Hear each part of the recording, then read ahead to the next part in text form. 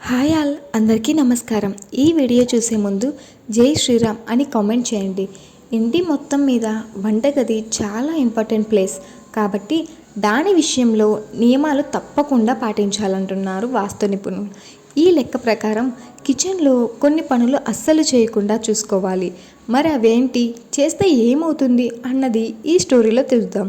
వంటగది విషయంలో కొన్ని వాస్తు నియమాలను తప్పకుండా పాటించాలనే అవసరం ఉంది.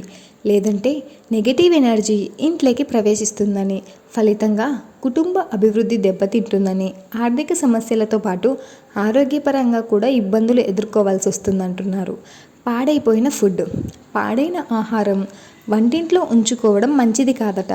దానివల్ల ఇంట్లోకి నెగిటివ్ ఎనర్జీ చేరి వివిధ సమస్యలను సృష్టించే ఛాన్స్ ఉంటుందట.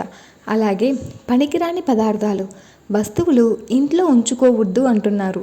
వీటి కారణంగా ఆ ఇంట్లో ఆర్థిక సంక్షోభం తలెత్తే అవకాశం ఉండొచ్చు. వాస్తు ప్రకారం వంటగదికి ఏ రంగు పెయింట్ వేయాలి, మిక్సీ అక్కడ పెట్టవచ్చా, అవి ఖాళీగా ఉండకూడదు.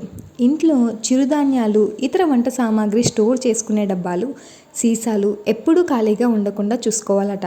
ఎందుకంటే ఖాళీ డబ్బాలు ఇంట్లో లేమిని సూచిస్తుంది అంటున్నారు. ఒకవేళ ఉంటే వాటిని ఈశాన్యం, తూర్పు లేదా ఉత్తర దిశలలో నిల్వ చేసుకోవడం మంచిదట. ఎలక్ట్రానిక్ వస్తువులు, వంటగదిలో పనిచేయని ఎలక్ట్రానిక్ కిచెన్ సామాగ్రి ఉండకుండా జాగ్రత్త పడాలంటున్నారు. వాడని వంటగది సామాగ్రి వల్ల ఇంట్లోకి సంపద రాదట. కాబట్టి అలాంటివి ఉంటే వెంటనే తొలగించి వీలైనంత సింపుల్గా ఉంచుకోవడం మంచిది. వాటి వినియోగంలో జాగ్రత్త.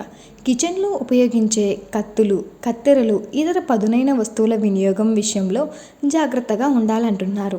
ముఖ్యంగా వాటికై కేటాయించిన ప్లేస్లలో వాటిని భద్రపరచాలట.